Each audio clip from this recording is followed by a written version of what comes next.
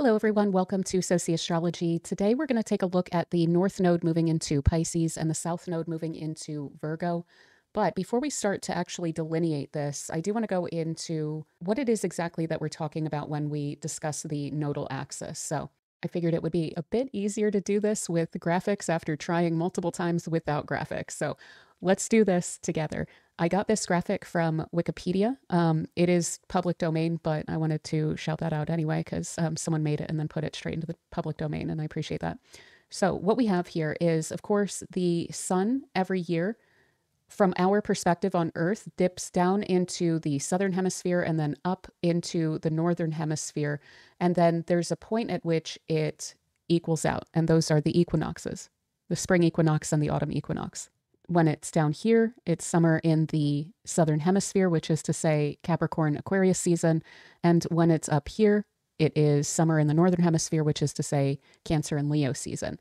Now, the thing about this is pretty standard. The moon does this just about every month. And so what we have then is that the moon will drop below and it will rise up. And the point at which the nodes are, that is where the moon winds up equalizing for us. But we only get an eclipse when the sun is also aligned here. So it's only in the upcoming seasons, Pisces season and Virgo season, that these two will actually both be here and will align with each other and the Earth such that we wind up either with a lunar eclipse with the Earth getting in the way of the sun's light during a full moon, or a solar eclipse when the moon gets in the way of the sun's light during a new moon.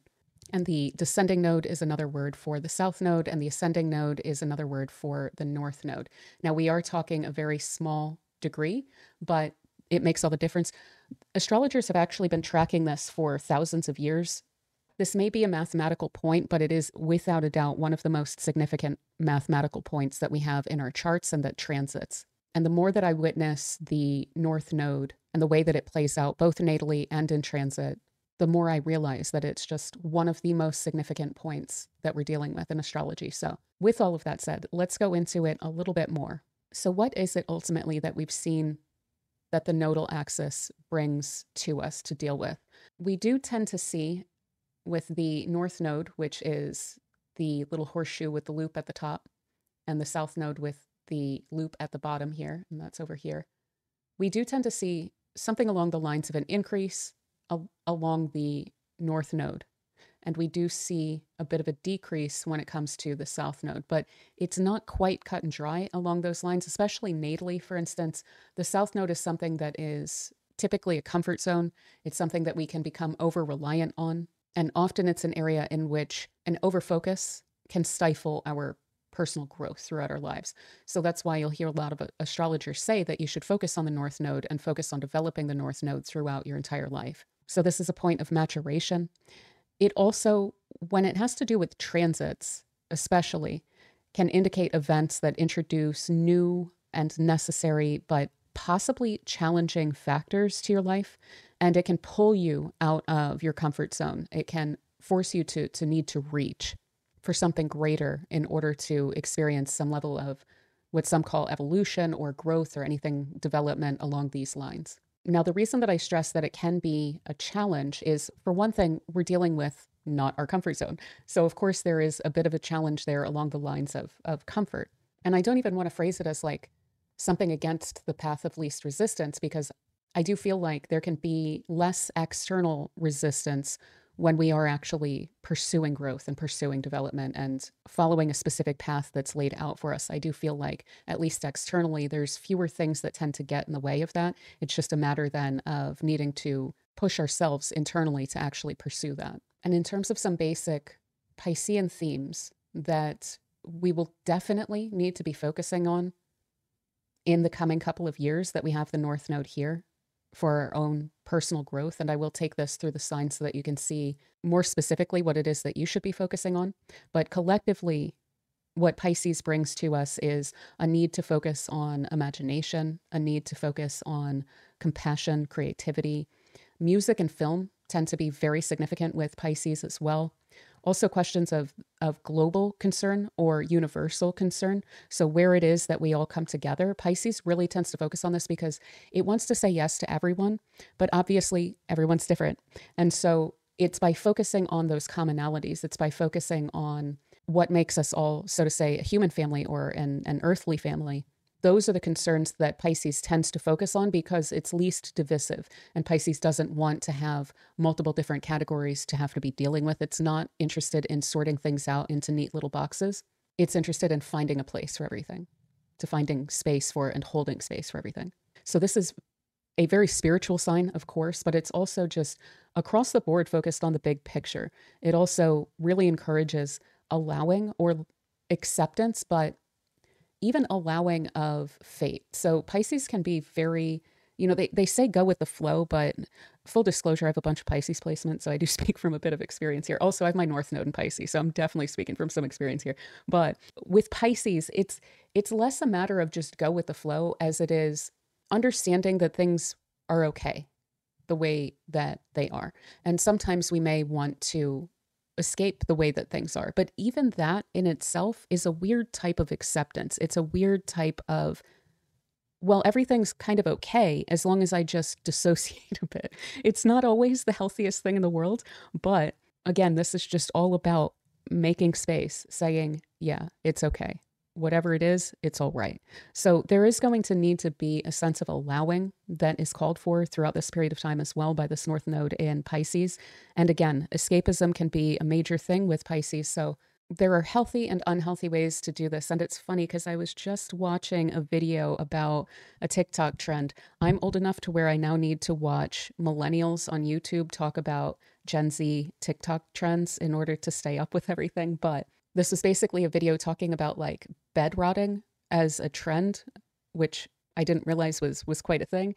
But there's different perspectives on it. And one is that it's like self-care to just take a day off and just spend it in bed and just relax. And then there's people who are like, no, this definitely isn't healthy. I do this like every day of my life and I don't do anything else. So these are definitely different ways of doing and looking at something that is very similar. But of course, we want to keep it more aligned with that self-care kind of concept of taking space for yourself every once in a while when you need to do it, but not having that then become the total lifestyle and the total goal is just to escape and to dissociate and not deal with things. Additionally, with Pisces and Virgo, of course, there is a sense of equality that is necessary. This is, of course, true of them both because they both lead up to the equinoxes. So Pisces leads up to the spring equinox and Virgo leads up to the autumn equinox in the northern hemisphere. And so they both represent the need to maintain balance.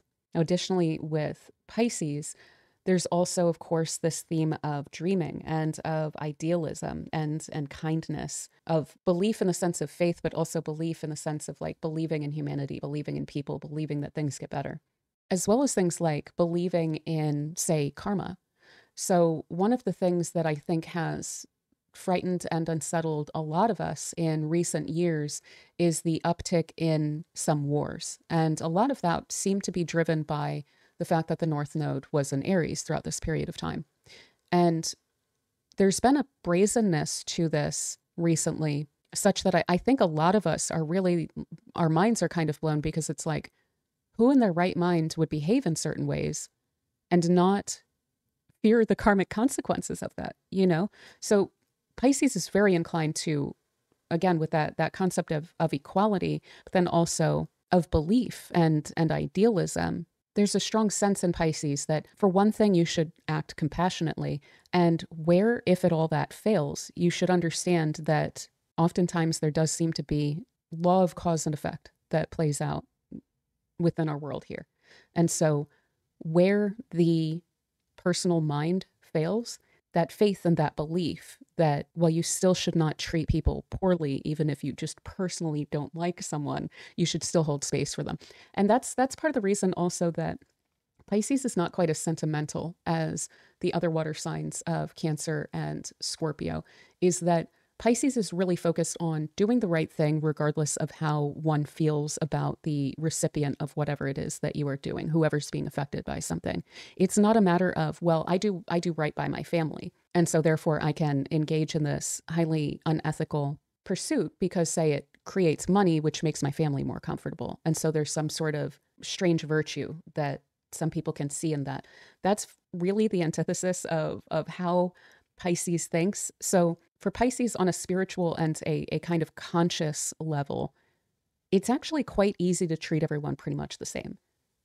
Now, that does come back to bite Pisces often, and often we have to learn when we get a little bit older in terms of natal Pisces to be a little bit more discriminating. But I think that we do all find, and this is a bit, I think, of the wisdom of the sign that we need to take in, and that therefore we can help to, offer as guidance or medicine or teaching or whatever to other people, is that, again, even if you don't particularly like someone, that faith should be backing you up in terms of how you treat them.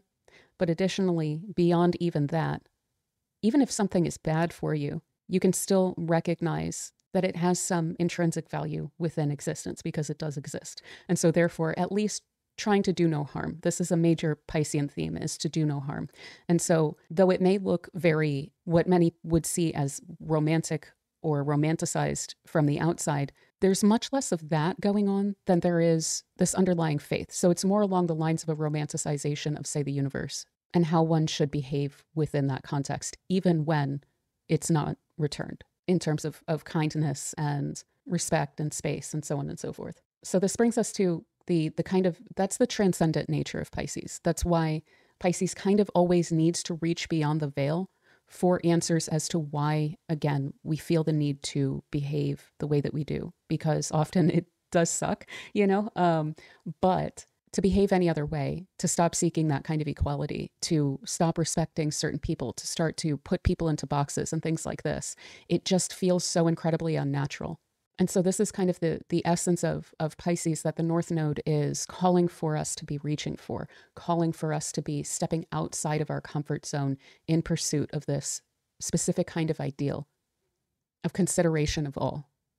There not being specific people that we say, to put it in a very topical sense, well, they supported X, Y, and Z, so I would love to see them face the consequences of that because I told them that it wasn't going to go their way. So I want to see them suffer for making that choice. This is not a very Piscean way of going about this. And while, even with my placements, I understand that, but we are really, really called by this North Node, especially with the other planetary shifts that we're dealing with in the coming years, to try our best to embody this kind of Piscean nature that holds space. And there's a purpose for this. It's not just about holding space for those who don't hold space for you. There's something behind this, and I want to get into that in a moment. Now, additionally, some of the things that we are perhaps over dependent on with the South Node in Virgo and some of the themes that we're going to be releasing in a way. But again, I don't want to oversimplify this. It's not just that we're throwing away all of the Virgoan traits here. When we're dealing with the nodal axis, there are pros and cons to both sides. But the South Node does always really speak to a strength and something that can offer a foundation for the reaching and the growth toward that North Node. Now, fortunately, and I don't just say this as a Pisces who has known many Virgos and enjoys them, but the Pisces-Virgo axis is actually relatively more easy to bridge the gap between. The main difference between these two is that when we're dealing with Virgo, we're dealing with pretty much pure Mercury. That's the ruler. It's also the planet that exalts in Virgo. Now, when we're dealing with Pisces, we're dealing with Jupiter and we're dealing with Venus there. So again, it is very idealized. It is very romanticizing, but in this very broad sense, not on an individual level. Now, when we're dealing with Mercury in Virgo, there may need to be a reprioritization or a reconsideration while trying not to get into the analysis paralysis that is kind of implied by everything that I'm about to say about Virgo anyway, of a reprioritization, a reconsideration of, say, like clean information, really just straightforward data information. So we're probably not going to have a lot of that to rely on here. So we're going to need to understand that much as we may like to have that backing up our beliefs, backing up our faith, it's probably not really going to be there in the sense that would ideally be the case. And the thing is, if you're operating on that level, you're not really operating on faith. You're operating on evidence. And this is something that Virgo does pretty well, is dealing with evidence. But Virgo has a way of looking at evidence that I think is pretty unique, and that I think a lot of people, because we like to define things really cleanly, no pun intended, I think it's overlooked with Virgo a bit. It is really intuitive. Like, if you've known Virgos, you've known that they're definitely spiritual people. It's just that when you're dealing with a Virgo as opposed to a Pisces, there's more of a focus on the healing nature of faith. And it's through the health that the evidence comes through. So it's not so much that there's not a faith there, or that it's just only science or just spreadsheets or anything like this. But they will be much more inclined to try to find that bit of evidence, try to find and track information through, things like spreadsheets and so on and so forth, writing things down, keeping records and so on, that they'll bolster that. So we may have some lack of that kind of data, but that doesn't mean that we can't track these things ourselves. It doesn't mean that, because the North Node is in Pisces, that we shouldn't be questioning things, and that we shouldn't be holding things to these kind of very mercurial standards of consideration. Now, just to kind of belabor this actually a bit, because there is also a focus on cleanliness with Virgo as well. And so this may be something that we wind up struggling with the same way that we struggled with peace and diplomacy in the past couple of years that the South Node has been in Libra. And just to mention, in case anyone is unaware, the North, or the nodal axis, it moves in retrograde. So it moves contrary to everything else, basically. So it's moving from Libra backward, so to say, into Virgo. That's why it's going in that direction. And it starts then at the 29th degree and goes back to the 0 degree. But in these coming couple of years, we may, of course, see issues of a lack of cleanliness. So increased recalls, spills, environmental damage, things like this. I would not be surprised to see that arise with the South Node in Virgo here, which is quite unfortunate. Virgo also has to do with the soil and the plants, and also the healing nature of plants as well. So I also wouldn't be surprised to see, with the nodal axis the way that it is, more information and more research into plant-based medicines across the board, especially those that impact states of consciousness with Pisces here, and then the plant healing of Virgo as well. But I also just generally would not be surprised to see scientific backing of certain things, scientific research to take something of a hit in the coming years. Now, of course, I think a lot of us are pretty aware of the weirdness of the standards of like peer review and things like this that are coming up recently with like even university studies and so forth. There's kind of conflicts of interest and things like that are arising. Not to say that peer review isn't still a wonderful way to go, but we could even see issues then along those lines of losing some faith in those things due to people hiding, say, a conflict of interest and putting out data that isn't actually correct with the South Node in Virgo there. Additionally, with Virgo, kind of similar to Pisces, but a little bit more poignant, is the matter of humility. So this, again, speaks to the equinox. It speaks to a focus on equality and not placing oneself above others. I would say there may be a bit of a tendency for Virgo sometimes to place others above oneself, though. And that's something that I think Pisces struggles with early, but then winds up sweeping aside, I think, a little sooner than Virgo does.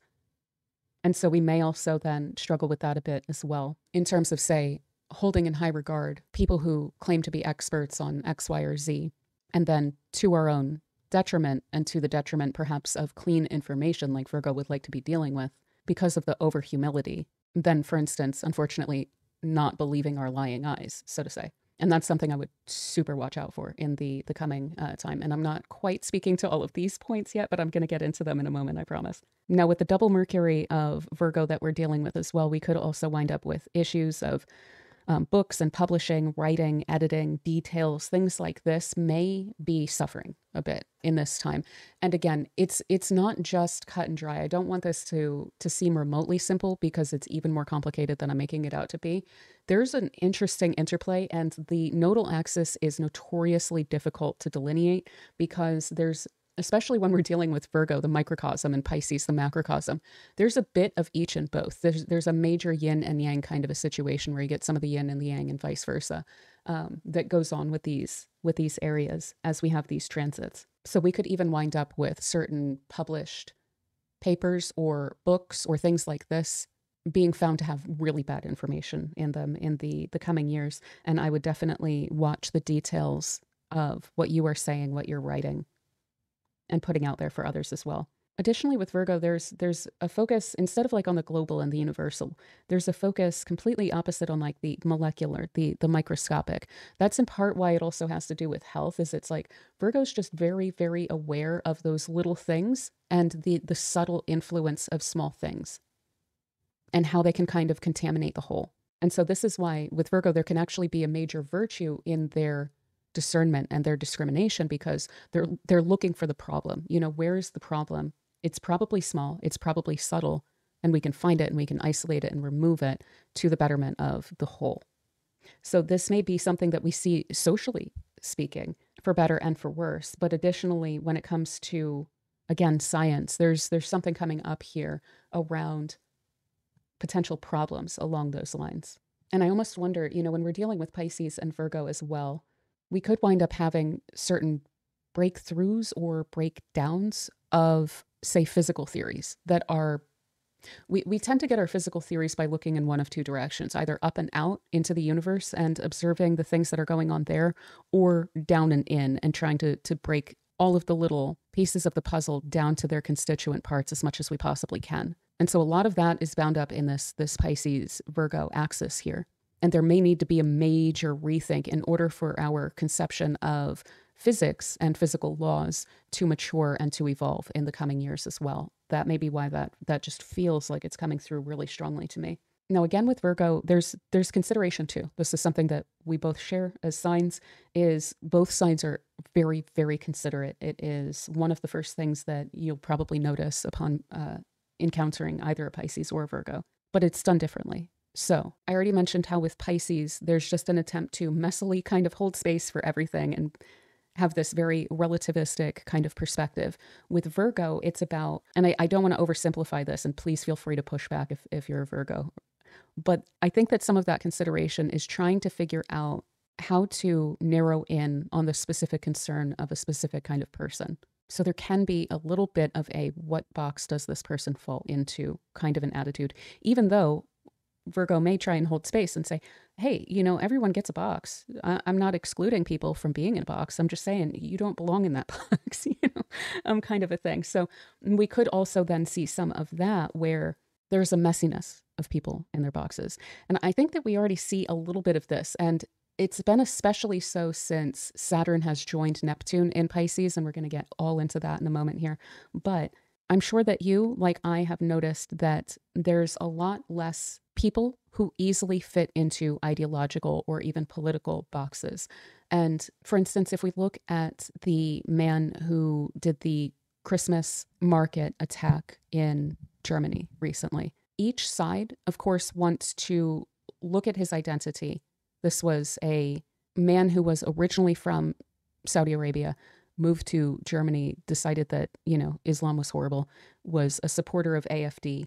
So each side is wanting to identify him as the other side and say, no, that was their problem, not ours. Whereas he's a human being living a complex life with all sorts of different perspectives feeding into his own for better and for worse. I mean, from my own personal perspective, a lot of it is for worse, but I think there's going to be a lot of things along those lines. I mean, just today, I don't have the full perspective on the man who did the attack in Las Vegas, but he is also, again, defying some of the boxes that we tend to just put people in. Additionally, the Butler situation that happened with Trump, where he was injured last year, trying to use my words carefully here, the person who was behind that defies boxes. So I think that we're going to be dealing with a lot of that. And honestly, I know that this is going to be difficult for some people, but I think there needs to be an acceptance of that. And I think that that's a lot of what the North Node in Pisces is calling for in the coming years, is to understand that situations are a lot more complicated and not as easily definable as they have been in the past. And so we should probably, for the sake of best understanding the situations that are unfolding around us, which are going to be crazy in the coming couple of years, it's absolutely imperative that we wind up keeping an open mind to each other, and not for the sake of being influenced by each other, but an open mind in the sense that we're able to understand that no matter how monstrous someone appears to be, they are a human being, and they did come to the situation that they're in through many, many, many, many different avenues. And it reminds me of the woman who I originally had for my very first sociology class, who wound up, through her teaching, convincing me to ultimately wind up majoring in sociology. I wound up taking 3 classes with her, but in the first one, she pointed out that, one, she could tell from what I was saying that I was not actually of the specific narrow political persuasion that I believed that I was actually more so speaking to another one, which was a little bit different. And that was kind of game-changing for me. But she also said to me that I had no problems understanding the categories of people that other people typically brush off and typically don't understand. So marginalized people, just in a nutshell, basically. And that if I were to actually think sociologically, what I needed to work on was understanding those who are not marginalized in any way, and those who are additionally then discriminating, and people that I very, very strongly disagree with on so many different issues. And it did blow my mind a little bit in the moment, but I've been working on that for my entire life since. And it's had a huge, huge impact on me being able to, generally speaking, understand the ideological undercurrents, the spiritual undercurrents, the social temperature, things like this pretty well, if I do say so myself. It's something that I pride myself on a great deal, to try to understand, not sympathize with necessarily, but to understand the perspectives of people that I adamantly disagree with. And this is what I was referring to as one example of the concept of allowing that comes with Pisces. So those you don't like, those that are actually a major hindrance, we can deny their views completely out of hand, but that doesn't mean that they don't exist. And it doesn't mean that they don't hold those views. And so engaging with the world as it is and trying to recognize that it is highly complex and that things don't just fit into these little boxes, I think is going to be absolutely imperative for us to make any sense of the coming couple of years. Additionally, with Virgo, a lot of the focus is on correctness. So wanting good data, wanting good information, and then wanting to come to good conclusions from that. But again, I think that this is something that we're being called to not step away from, in the sense that we're lowering our own standards of the correctness of what we say and believe and so on ourselves. But are we able to look at this in a different way, where it's not necessarily just about being correct and proving that we're correct and therefore owning whichever group we disagree with or whatnot, but rather correctness in a full understanding of the complexity of a given situation. Definitely not putting words in people's mouths. Definitely not trying to put people in boxes and then apply ad hominems galore along, the box or the person or whatever, but actually genuinely engaging with the argumentation that is made. And I don't say that everyone needs to do this anytime that you disagree with someone, and especially not overtly. I think that this is much more of an internal process, actually, where you genuinely ask yourself, okay, what is it about that person's life that has led them to that conclusion? And if you're able to internalize this, then not only does it take a little bit of the punch out of it, at least on a conceptual level, because you're better able to understand it, and what you understand you have a little bit more power and control over. But additionally, if we feel that we value something of a big tent like Pisces would, then ultimately what that starts from is understanding at the very least where someone is coming from and why.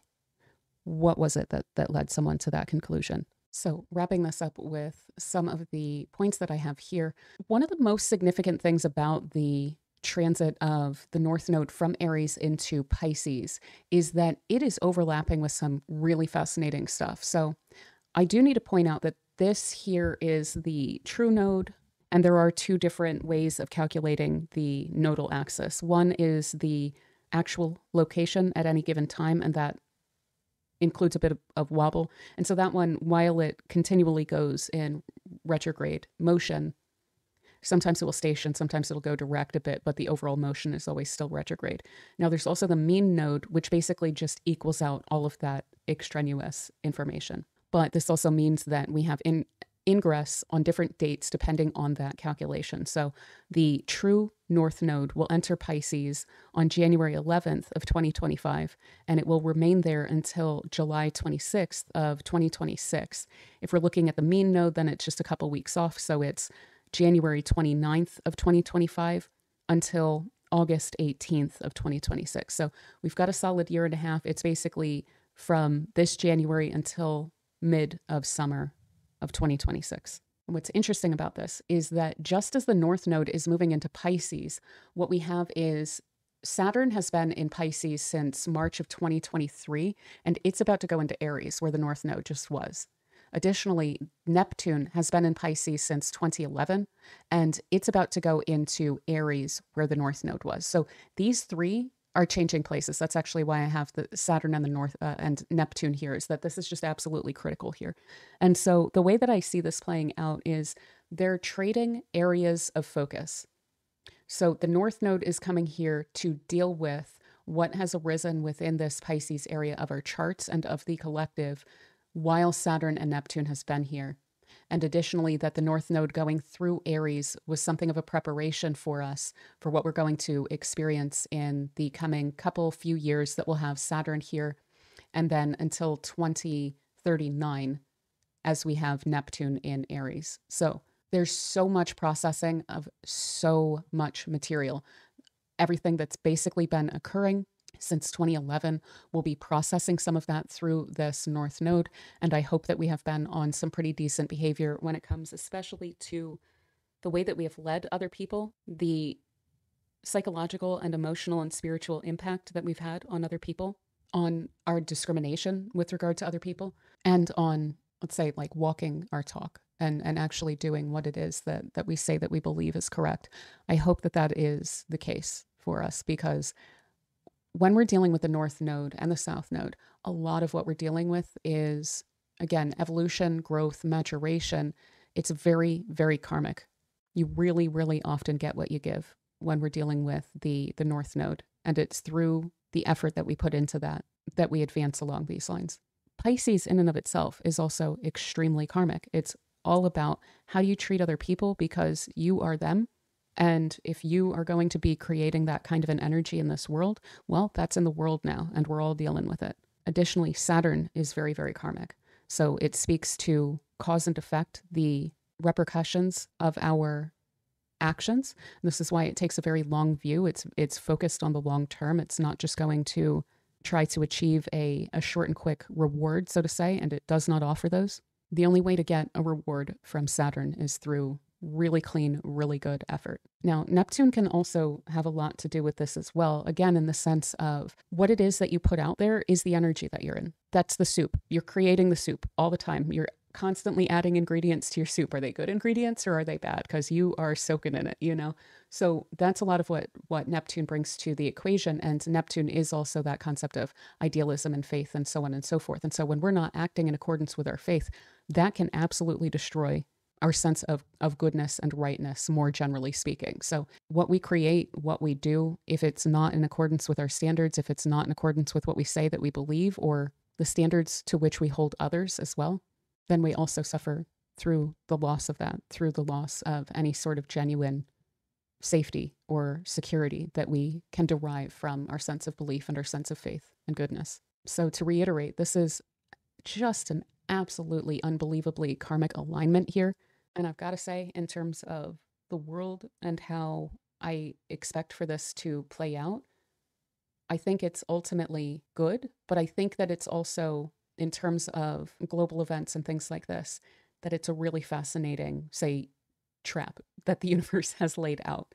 So to have us acting in these ways, and then to have what is clearly a weird type of consequences that we see coming out of that. So I mean, this really looks like a karma police kind of a situation to me. And I'm just fascinated to see that play out, generally speaking. But getting back to it. So again, unity of people is going to be absolutely critical if we are to move forward. We're going to have to do this together. See if I can think of a way to say this. Like, you don't go to peace and prosperity with the people you want. You go with the people you got. So that's just going to have to be really central, is that the North Node in Pisces is not going to be amenable to people who want to center themselves when it comes to matters that affect people universally, basically. And what's interesting is that with Saturn and Neptune then also moving into Aries, that's something that some people are going to wind up falling into. Is they're going to wind up falling into personal gurus, they're going to wind up falling into matters of personal ego, and there's going to wind up being consequences for that. And that is going to be what is truly divisive and unfortunate. But hopefully enough of us, through the guidance of this North Node Pisces, which I hope that people who are additionally not even aware of astrology, hopefully they can kind of feel this in the air, so to say. I think that is often the case with a lot of people. So this is really the banner of the North Node in Pisces as unity. And of course, that requires accepting differing viewpoints and faiths. Again, like I think that, in the past few years, so many politically active groups and things like this have gotten to such a point where they are narrowing their reach because of all of these litmus tests, and that unfortunately no other human being on the planet is going to agree with you on absolutely everything. And so we do need to hold some space. Of course, that doesn't mean that we just allow whatever, but it does mean that we can't, again, the boxes aren't really going to work for us around this period of time as well. Now, additionally, Pisces deals with dissemination. Mercury is focused on organizing things and putting them in their right spaces. Pisces is focused on spreading those things out far and wide. So it's very, very influential sign. But additionally, there can be matters of like broad appeal and critical masses and things like this that also wind up arising. And what is very likely to be disseminating is matters of belief. And I believe with the North Node here that, again, this is going to be in these kind of fated and orchestrated directions. I don't think that the masses will all need to know that the North Node is in Pisces in order for the masses to be directed toward specific areas to work through these matters. Now, there is also a question here of susceptibility to influence. So we'll want to keep that in mind and kind of just generally question, who is it that's influencing us? How is it that our own established belief system, is that boxing us in? Is that having an influence over how we would actually look at a given situation if we didn't already have that label on ourselves?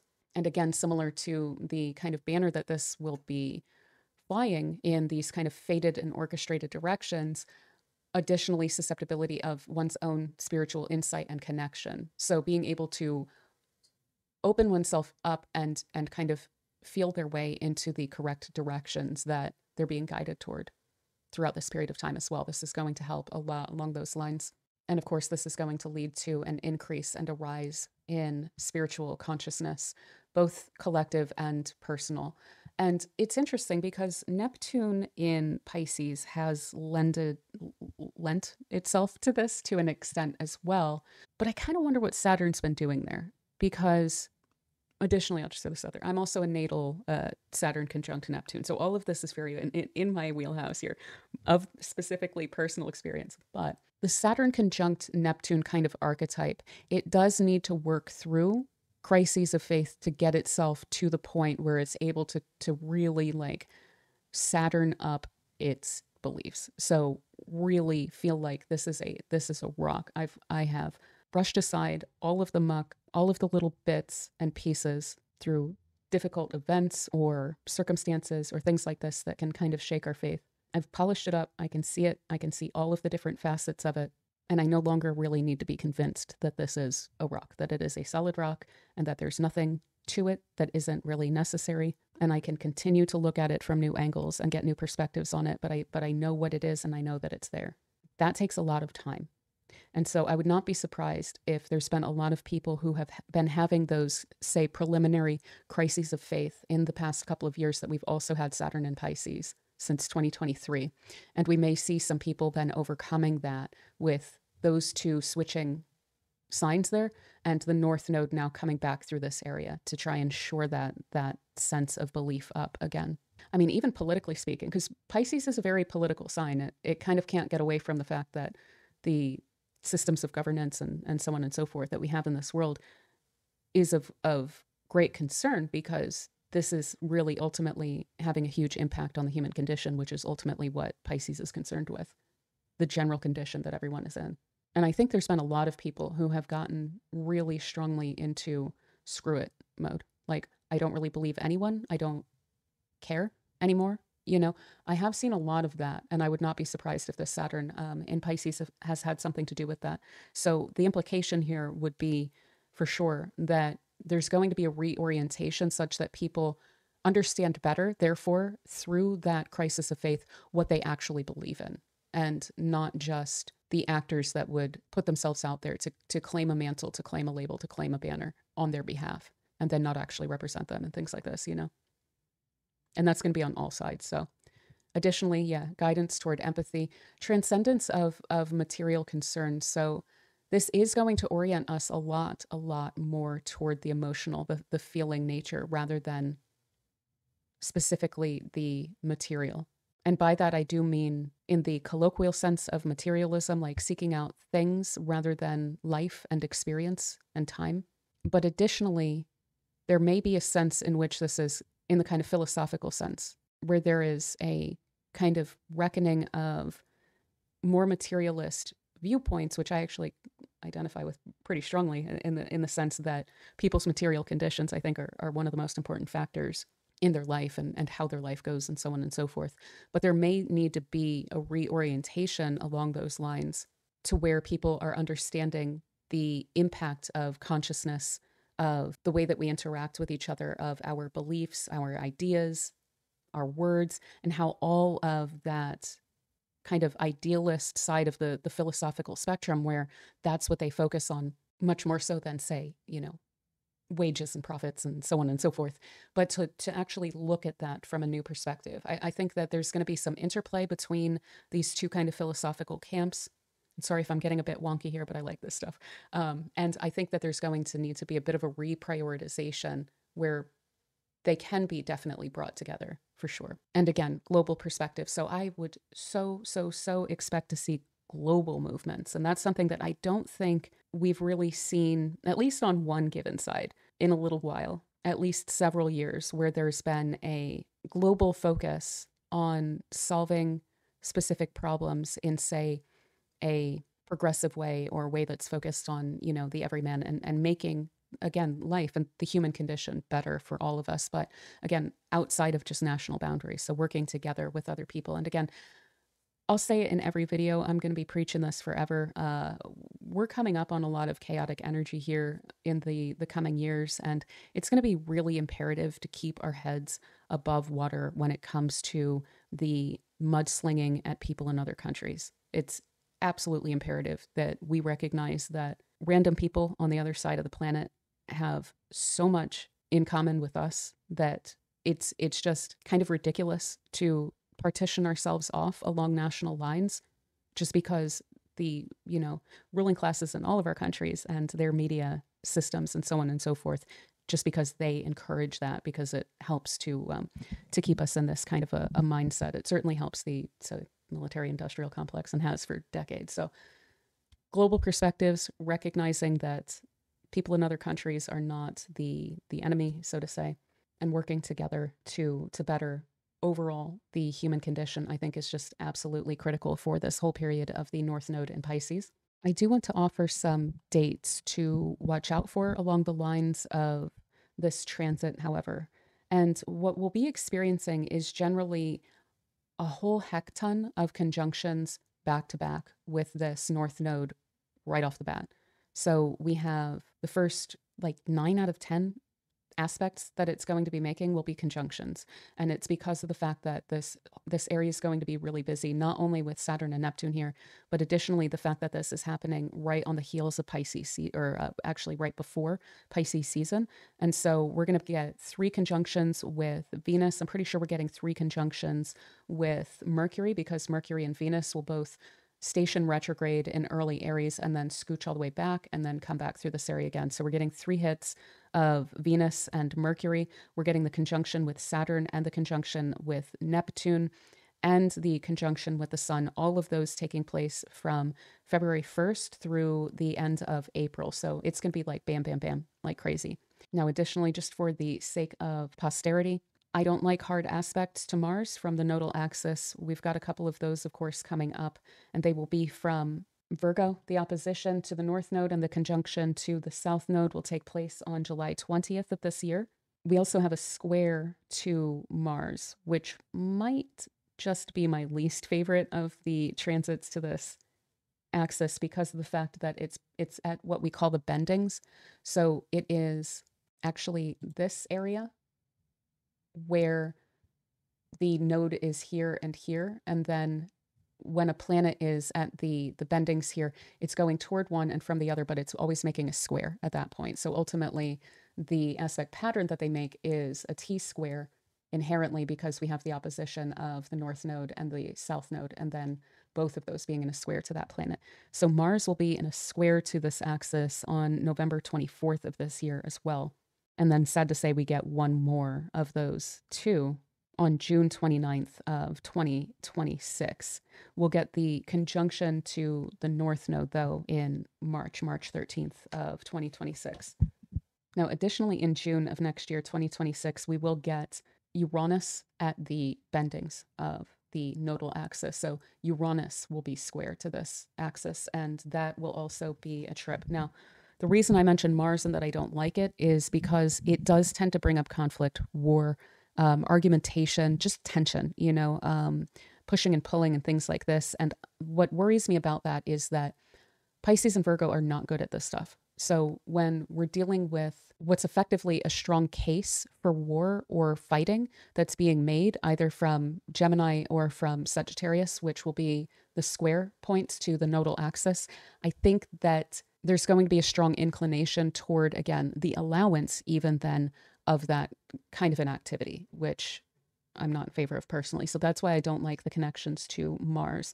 There could be increase in attacks where, again, it's like the argument that's made for violence. One can convince oneself, as we've seen with all of these attacks recently, these people have all convinced themselves that that's the answer, So that's why it worries me, is because there does then tend to be some violent action that winds up being taken around those periods of time. Now with Uranus, that can play out in a very interesting way, and I would expect that this will introduce some kind of a new movement, a new ideological perspective that probably hasn't really been spoken of much in, say, the culture or the zeitgeist up until this point. So there's an idea with Uranus that is new, it's sharp. There's probably going to be a whole plethora of innovations and things like this around this time. But there's a new argument that's being made that's very likely to catch on pretty strong around the beginning of June because of the fact that Uranus will square the nodal axis from Gemini there. And I would also expect for this to have a phrase or a word that goes along with it as well, with Uranus being in Gemini as it's reaching out to the kind of cultural mass appeal stomping grounds of Pisces, and then the mercurial Gemini and Virgo there, which Virgo's really good at hitting the nail on the head when it comes to words. So there's something that's catching on around that time. That's pretty exciting, but it's also, I think, really going to shake things up around that time as well. So those are the areas where I would most expect to see some really big events. Is right in the beginning, we're getting a rush of this. Tons of conjunctions. Basically, the energy of North Node in Pisces is disseminating far and wide, and it is attracting many, many different mouthpieces to work for it, because it's basically in the business of convincing and melding the focal point for the coming couple of years into all of these different planets right off the bat there. Then we're dealing with potential argumentation for conflict that is sadly probably pretty convincing in November of this year, March of next year, and then also June of next year as well. And then additionally in June, a really fascinating movement, it looks like, that would be taking off around that period of time that is likely to be of great consequence. That's one word that I always reiterate when it comes to the nodal axis, is that it's difficult to delineate because what it ultimately speaks to is consequence, matters of significance, matters of great import to the life, generally speaking, but then when we're looking at mundane astrology, to the collective. So if in this video or any future videos, I frustrate people by saying this looks really important or this looks really significant, and I'm talking about the nodal axis, I straight up just mean that, and I probably can't really define it much more closely than I am. But that's really just what the nodal axis brings. So I'm going to leave this video at that. I will be taking this through sign by sign here shortly to see which parts of your life are going to be activated by this. Additionally, I wanted to announce that there's going to be a giveaway. I'm starting the process of this now from this video forward, basically, which is the Chart Your Destiny giveaway. If you are here and you enjoy this content, you're subscribed, just give the video a like. Definitely make sure you're still subscribed, and then comment with your zodiac sign or favorite placement to enter. And then I'll be giving away a free astrological reading on March 1st, and I will announce the winners on the 1st. And of course, otherwise, if you enjoy this content, then please do consider sticking around by subscribing if you haven't already. And if you don't mind hitting the thumbs up button, I greatly, greatly appreciate that. It helps the video to spread around. It helps the video to impress the little algorithm there. So I greatly, greatly appreciate all of that. And other than that, I hope that you are having an absolutely wonderful 2025 so far, and that it proves to be a wonderful and comfortable and very, very heartening year for all of us. And other than all of that, do be good, and I will see you soon for the next video. Bye.